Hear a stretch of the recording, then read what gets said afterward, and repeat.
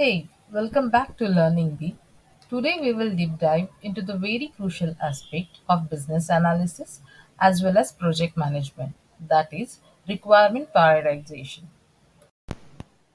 So, first let's understand what exactly requirement prioritization means. Requirement prioritization is the process of determining, or we can say, uh, deciding which project requirements to address first based on their importance, urgency, and impact on the project success. It is like setting the order of tasks on to-do list, ensuring that all focuses on what matters most. In other words, we can say requirements prioritization is setting the roadmap for project journey. Following are some top six strategies mostly used for requirement prioritization. They are MoSCoW method, 100 points method, Kano analysis, impact effort analysis, five whys, relative prioritization, and other techniques are there are other techniques like dot voting or multi voting, then monopoly money, bubble sort, and etc. MoSCoW method is popular technique for categorization requirements into must have, should have, and won't have. Should have can also classified into like should have and could have, and won't have is also referred as a would have. By classifying requirements in this way, the entire technical team can focus on delivering essential features first while keeping non essential features for later iterations. Now, let's see what is must have. Must have features are the features without which your project may fail. They must be delivered within given time frame in order to anyone who is involved in the project to move on into the other features. It means that until and unless your team member or team completed the must-have features, they cannot move on to the other features. Okay, so we can say that the must-have features are minimum viable product, also known as a MVP. It is also referred as a minimum usable set. Should have features are also necessary for the project, but they are most nice to have out of the list. They may be less critical or less time consuming, or maybe sometimes more time consuming than must have, or maybe made better for future release. Out of entire project, maximum 80% of total effort is dedicated to fulfill must have and should have feature. Then we have won't have. Won't have requirements are just nice to have features which are desirable to provide a nice user experience, but they are not that important to delivery of the project. They will be delivered only if there is enough time and enough manpower to work on. Now let's take an example that let's see, assume that you are a part of a team and you have to build or develop a new e-learning website. So let's identify or let's categorize the feature list. Now must have features will be like user registration and login functionality to access personalized feature. Should have will be like product search and filtering option to enhance user experience. Won't have feature list will be like advanced analytical dashboard for tracking user behavior. 100 points method basically used for use case prioritization. In this method, each team member is given 100 points and then team member can use to vote for the most important requirement. The team member can distribute 100 points anyway.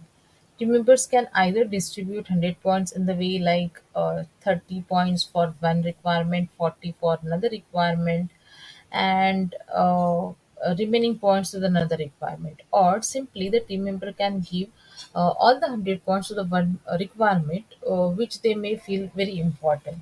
And now to understand the 100 point method very clearly, let's take an example that we do have a four modules like login page, registration page, forgot password, and home. uh, by using 100 points technique, we would ask a team to give 100 points for each module. So in this scenario, developer has given 30 points to login page, 30 points to registration page, 10 points to forgot password page and 30 points to home page, where a tester has given 35 points to login and registration page, 20 points to forgot password page, and 10 points to home page. But business development team has given 20 points to login page, 35 points to registration page, 10 points to forgot password page, and 35 points for home page. Now, team may be debate or simply they can have a brainstorming session and come to a healthy conclusion about which model deserves higher priority. Kano analysis method evaluates requirements based on customer satisfaction. It categorizes product requirements or attributes into three categories. They are must have attributes, one dimensional or performance attribute, attractive, or unexpected delight. Now let's see the first category, must have features or must have requirement. Imagine you are buying a phone without SMS or voicemail features. The customer would be completely dissatisfied. However, SMS or voicemail feature doesn't win any award or try to improve it probably won't result in a great deal of increase in satisfaction unless it was monumental shift in how SMS or voicemail is used nowadays. Another example is like fast and secure checkout process to ensure seamless shopping experience. Another category is like performance or one dimensional. Let's imagine you have very costly latest smartphone, but the signal strength is very poor, which results in call drops or connection issue. But obviously, your customer will be dissatisfied. However, the better these attributes are, the more the customer satisfaction level rise. Another example is like product recommendation based on your user preference to enhance personalization. Now, third category is unexpected delight or attractive features or requirements. Now let's assume connecting your laptop or computer to internet via your cell phone, that is chattering, is an excellent example of unexpected delight or attractive features or attribute. In general, it is not a feature user really needed in cell phone. But after purchasing a smartphone and experiencing how easy it is to set up a mobile hotspot with a single selection and connecting to the internet, customer or user can certainly delight it by using this feature.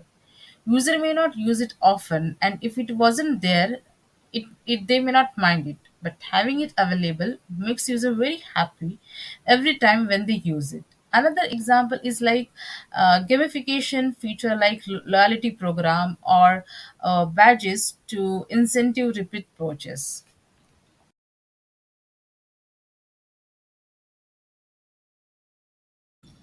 Impact effort analysis is a technique based on requirement impact and effort required for implementation.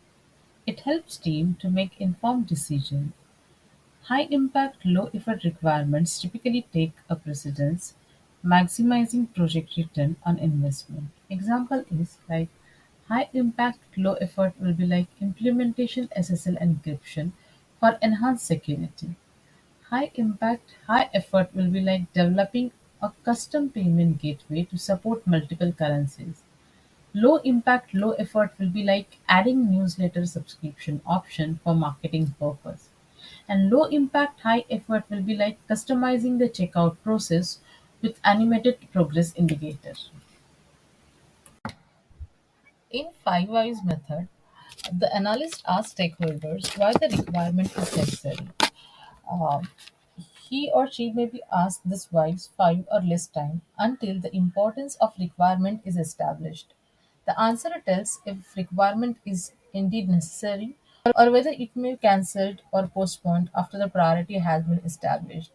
For example, let's say vehicle is not starting or working. So first the question will be like, why vehicle is not starting? The answer will be battery is dead. Then we'll ask why battery is dead. Then the answer will be the alternator is not working. Then again the why question will be why alternator is not working. Answer will be the alternator belt has been broken. Again the why question is like why the alternator brake has been broken. The answer will be the alternator belt was well beyond its useful service life and not replaced. Again, there is a why question, like why the alternator belt has not been serviced or replaced. So, answer will be the vehicle was not maintained according to the recommended service schedule. In relative prioritization, you can prioritize the feature list based on relative priority. You can rate priority either 1, 2, 3, or simply you can prioritize the requirement like medium, high, or low. Look at the list. Now, let's take an example. Just look at the list. All the features are prioritized in descending order, which means we have listed A, B, C, D features. A is at the highest priority, where D is having very low priority. Okay. Now, beyond a D, it's like a budget cutoff, which means we do not have budget to capture that particular features or requirement. Now, how relative prioritizations comes into picture? Let's say that you are supposed to go into production, and on that spot, new features or new requirement with the highest priority comes in the middle of release. Then you have identified that the priority of new requirement is in between B and C. Now, what you will do is you will recognize that your prioritized list and rearrange the features in between B and C. So now your list will be like A, B, E, C, and D. Now you can see that you have accommodated the additional work into your release, and somewhere you need to trade or shade off the D requirement, because you would be running on budget, or there will be a cost limit, there will be time limit. So you can clearly see that the lowest priority item feature D have been pushed beneath the budget cutoff. I hope that you understand what exactly the relative prioritization will work.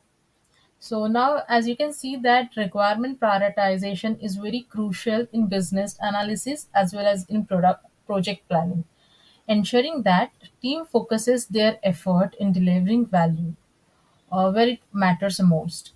By using this technique, you can streamline your project roadmap and maximize the success and customer satisfaction.